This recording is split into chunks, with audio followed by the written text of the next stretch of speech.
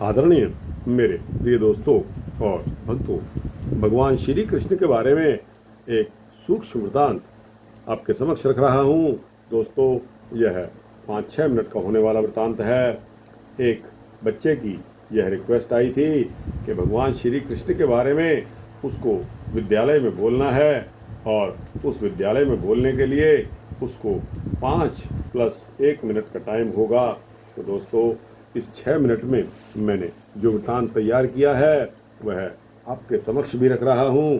दोस्तों, वो बालक तो अपने स्कूल में जब बच्चों को सुनाएगा तो इस 90 तुले 6 मिनट के वृतांत को सभी लोग को पता चलेगा कि यह कितना प्रिसाइज है। दोस्तों, उम्मीद करता हूँ कि आपको भी यह वृतांत पसंद आएगा। तो दोस्तों, इस वृतांत को शुरू करने के लिए इजाज़त दीजिए। आइए इस वृतांत को शुरू करते हैं।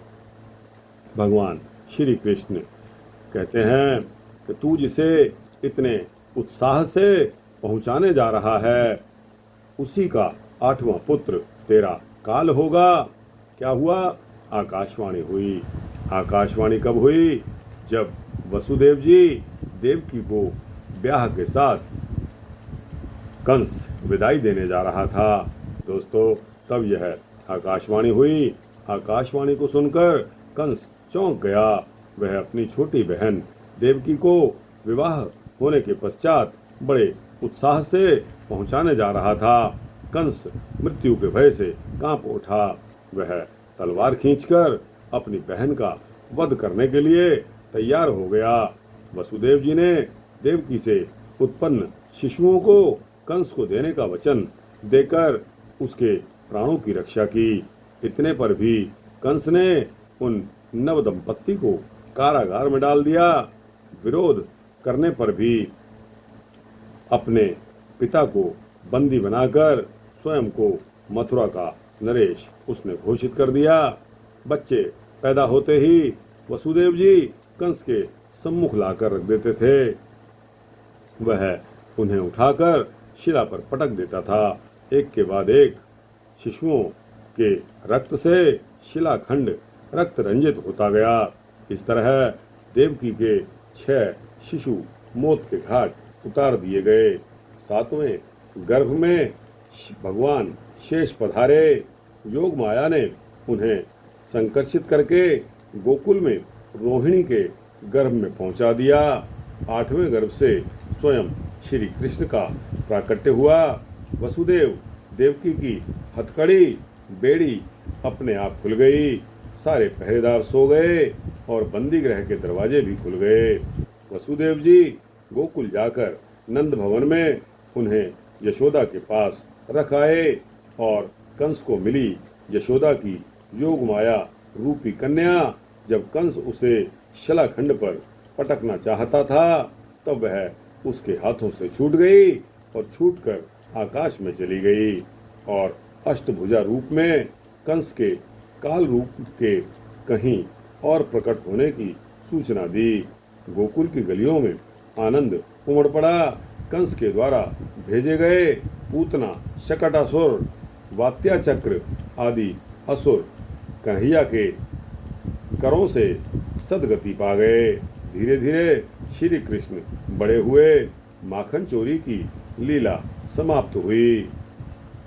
दोस्तों, स्वयं बंदरों को अपने घर का माखन लुटाकर मैया ने उन्हें ऊखल में बांधकर दामोदर बना दिया। यमलार्जुन का उद्धार हुआ और नंद आदि गोप वृंदावन में जा बसे। श्री कृष्ण बछड़ों के चरवाहे बने।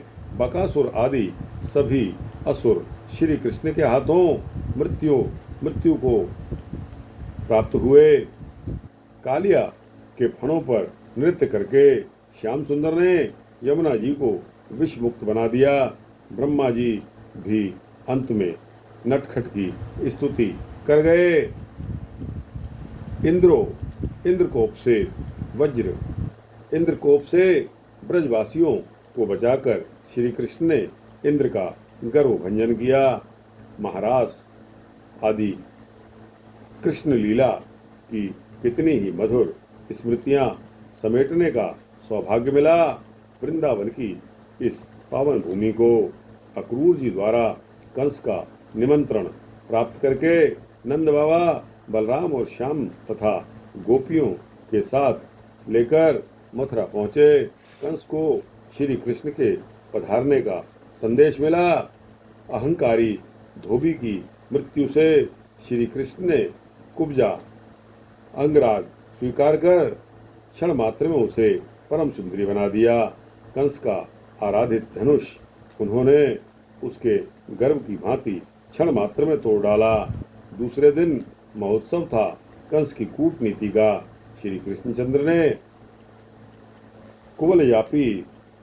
कुवलयापीड़ को मारकर उसका श्री गणेश किया। अखाड़े में श्री कृष्ण बलराम के ब्रज के सदृश प्रहारों से चाणूर मुष्टिक जैसे पहलवान चूर्ण हो गए। धर्मद्रोही कंस के जीवन की पूर्ण आहुति से उत्सव पूर्ण हुआ। महाराज उग्रसेन बंदी गृह से मुक्त हो गए और उन्हें पुनः मथुरा नरेश बनाया गया।